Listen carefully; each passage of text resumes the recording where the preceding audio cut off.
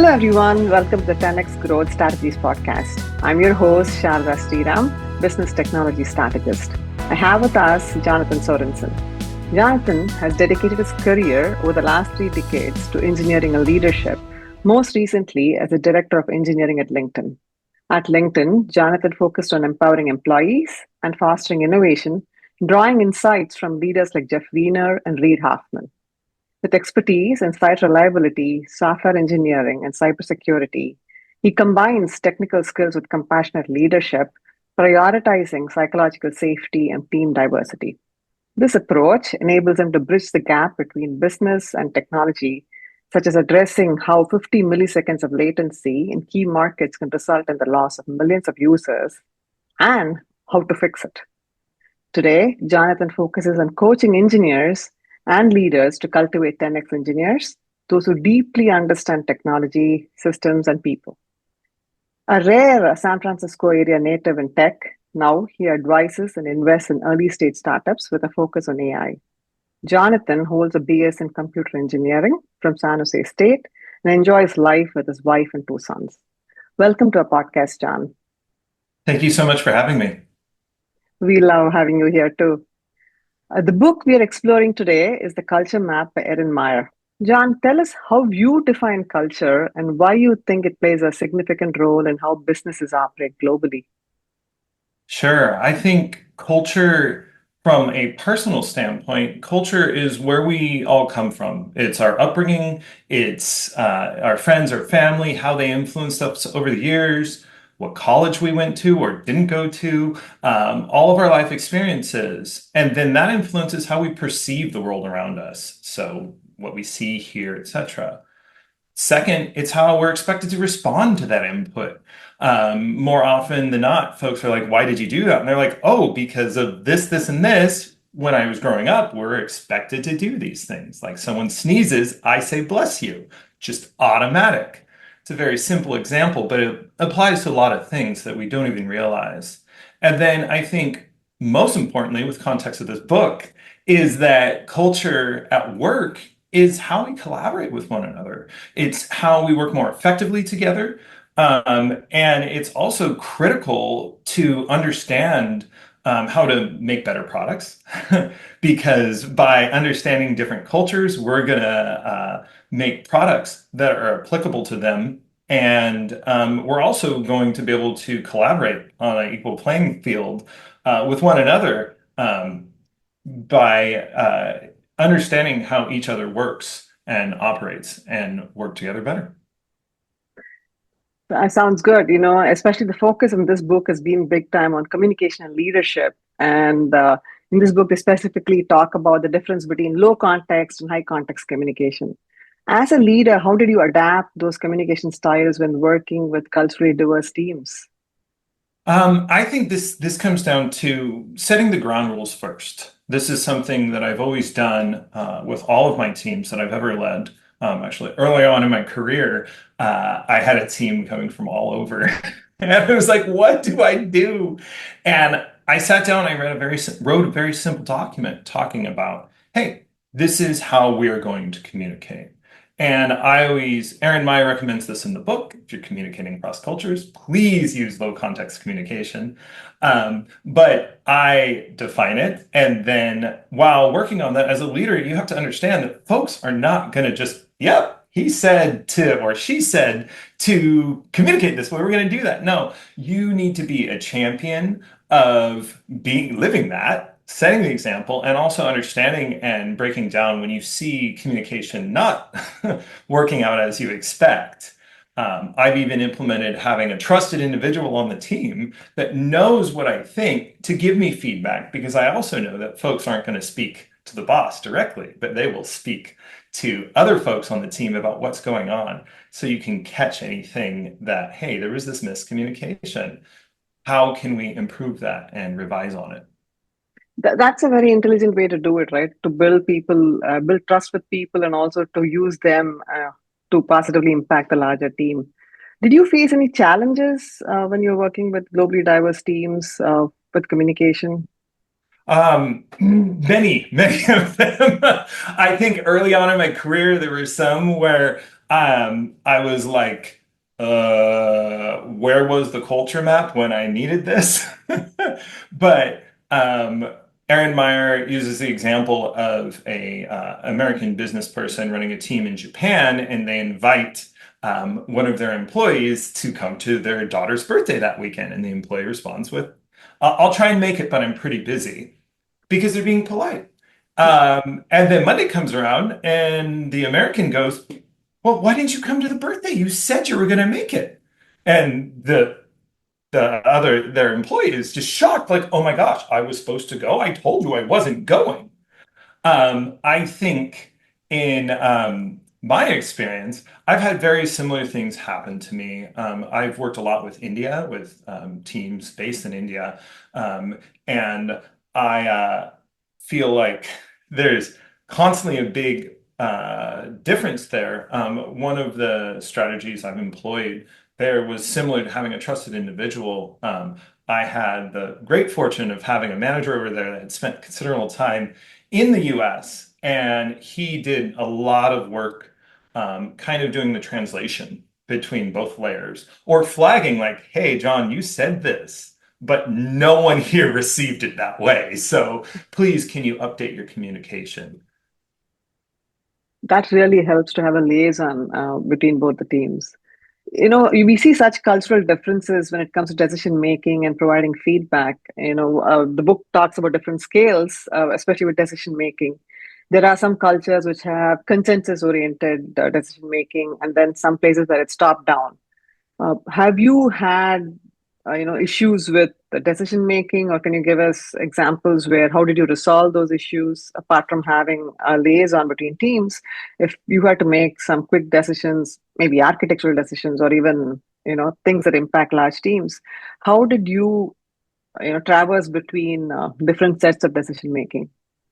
Yeah, I think when it comes to decision making, I personally am very data informed. I'm Hmm. an engineer. Obviously, Sure. I want to see the data and interpret that. But I also want to I'm more consensus based.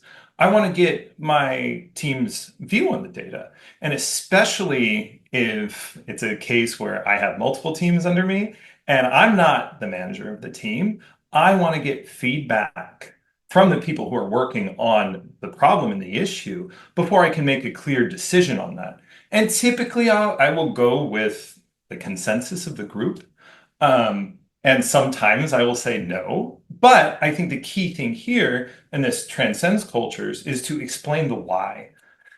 We made this decision because of this. And then if you're lucky, be able to get feedback on, "Hey, oh, that makes sense. Or, "Oh, did you think of this? Did you think of that?" That's where trust is important here for this model to work. You have to have a higher level of trust in order for folks to give that feedback. And likewise, if you do say go against the consensus of the group, I'm personally a big celebrator of failures. Like, "Hey, I thought because of," and you're protected because you said, "I made this decision because of this, and I was incorrect. And this is what we learned from this, and this is what we're going to do in the future." I think that's one part of it. When the decision's in your court, you also have when the decision's not in your court of explaining and again translating between cultures. Because a lot of the time, maybe you're in a consensus, you feel consensus based, but leaders above you are very hierarchical in their decision making process, and you have to explain why that decision was made. In this case, I go back to just being transparent, being supportive, and encouraging folks to voice their opinion and trying to influence that decision. However, at the end of the day, it's sometimes that's the boss, and you got to do what the boss says. That's why we're paid. So, um, obviously within ethics and everything else, but let's talk about normal decision flow of things. So but I think there's also translating that to folks, because I've hit the same thing that folks are like, "Why on earth did so and so VP do this?" And I've had to explain their rationale and their logic, be it that they said, "Hey, they talked to their trusted individuals, their trusted advisors, and they wanted to go this path, and that's why, and even if we don't agree with it, let's execute it on it," kind of things. So I think there's definitely two parts to it: explaining others' decisions that you don't have influence on, as well as explaining your own. That's so true. Talking about the concept of giving feedback and being transparent, the book highlights, how you give direct negative feedback versus indirect feedback. And that is also very dependent on the culture. How do managers navigate giving and receiving feedback when they're working across boundaries, and how are they received? Yeah, again, going back to trust, start on a basis of trust because feedback won't be received regardless of culture if you don't trust the person that is giving it to you. Um, I, I was always told in training, you give a good piece of feedback, a bad piece of feedback, and a good piece of feedback. The Um, sandwich method. Sandwich method, the bad word sandwich method. To be PC. But I think in my mind, I go, okay, so that gives me, I'm doing 70% good and 30% bad, and that's a C. Oh my God, I'm doing everything wrong. Um, so just to give one interpretation of how feedback is received, I want completely direct negative feedback personally. But I've met other folks where you give them bad feedback and said, hey, that presentation you did the other day? Well, you kind of missed the mark. You and you're trying to give them constructive feedback. And the person hears you kind of missed the mark, shuts down, and emotionally just panics and falls apart. And that's completely useless to the individual. It's not useful to you giving feedback. So, what I have found is you start with the basis of trust and ensuring you're the appropriate person to give that feedback.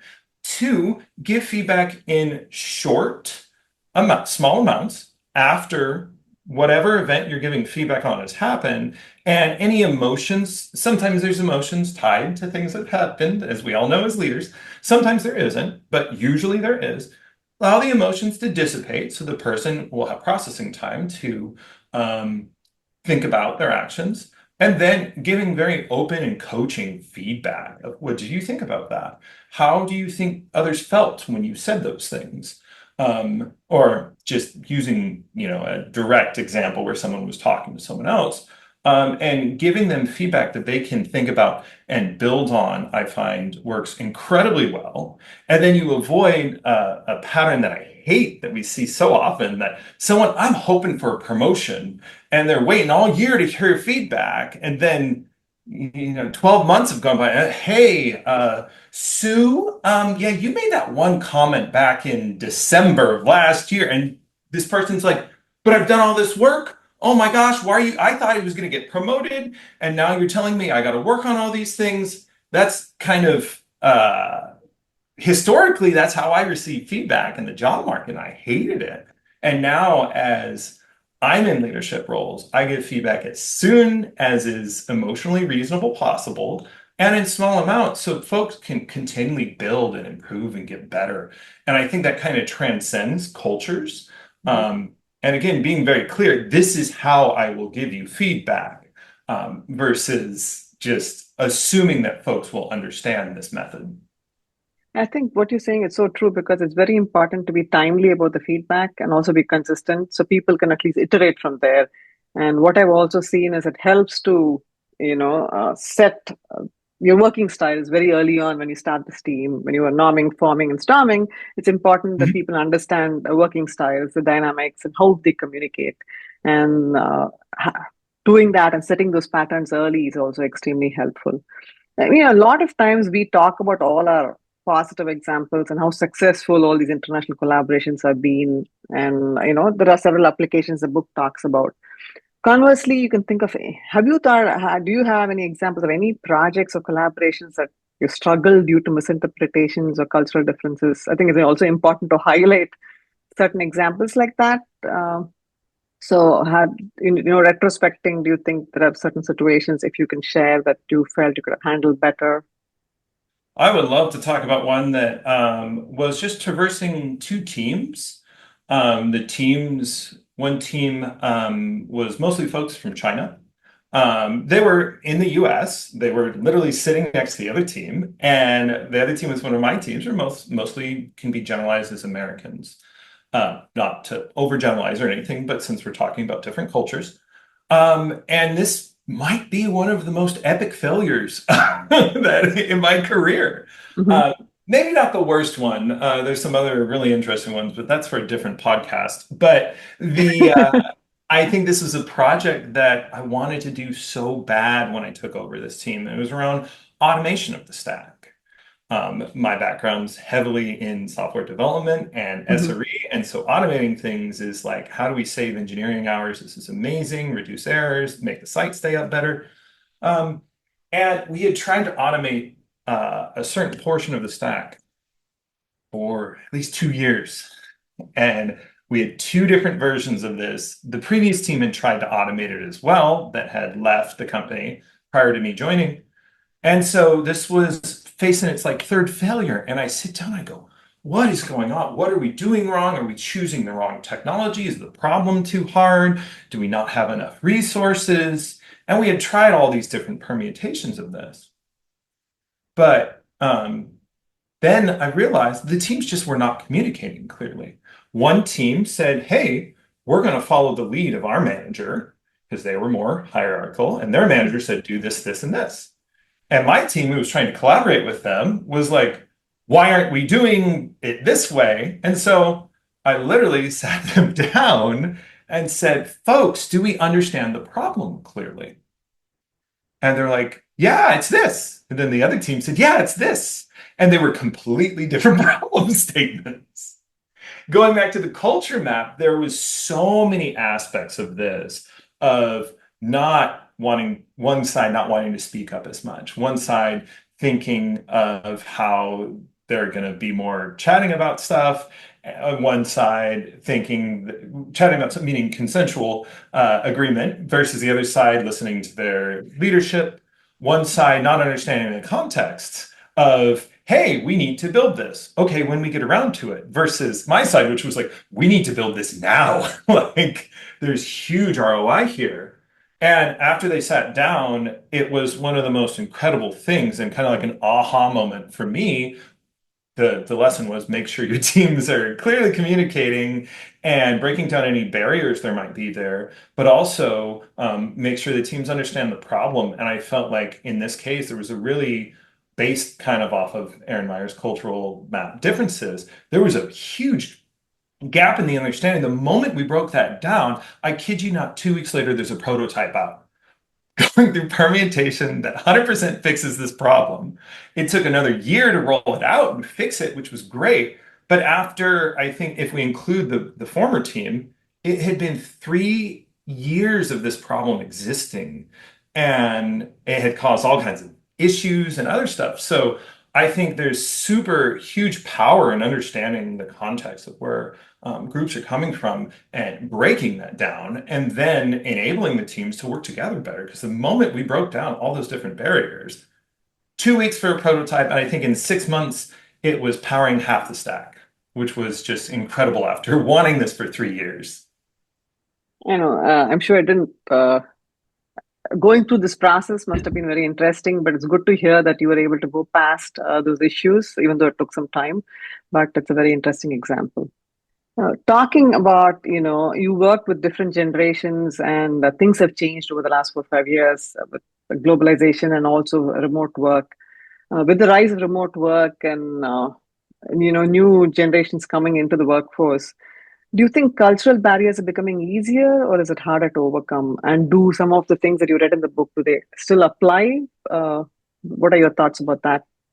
Yeah, this is when we were talking earlier, I think, where I would Yeah. love to see a reversion of this taking into the millennial thought process, taking into Gen Z's thought process of how things are changing. I know personally from experience that folks, Gen Alpha entering the workforce, sorry, Gen Z entering the workforce, Gen Alpha are my kids, but Gen Z entering the workforce Mhm. were very different versus traditionally folks from India and how they viewed their culture, and they're way more outspoken. At least, again, this is my slice of things about five folks I had there, but they were way more outspoken, way more wanting more egalitarian leadership, just to use two of her dimensions, than the previous generations have. Even my manager there was like, I don't understand this next generation. What's going on? Mhm. But I think the importance is, and Erin Meyer gets to this, we don't need a blueprint for these things. We need a reference. And we need, by reference, she also means, someone from the US, let's say, could be very high context instead of low context. It's a spectrum of things. There's always exceptions to this rules. It's more about understanding it. I see this very similar to biases. One of the most important things about biases is understanding your biases. Everyone has biases, but when you understand them, you can break them down and work together better. I think similar with culture map, understanding this is a spectrum. And I think as we globalize, it can get harder or it can get easier. I think it gets easier because folks are ever so more interconnected these days and ever so more willing and open to understanding one another. And I think we're going to see a lot of that. Hopefully, if it's up to me as I influence the community, more open, more collaborative, more trusting and involved and more empowered folks is the future I look forward to. Absolutely. What you say is so true because the culture map, it serves as a guide for communication, leadership, trust, and decision making across different cultures. And I am also looking forward to a revision and something that is more apt to today's world. I really appreciate your time. I want to, express my gratitude to you and our listeners. Your curiosity and engagement drive this podcast. I'm very excited to continue this journey of exploration and discovery with each and every one of you. It was a pleasure speaking with you, John. Thank you for your time. Thank you so much.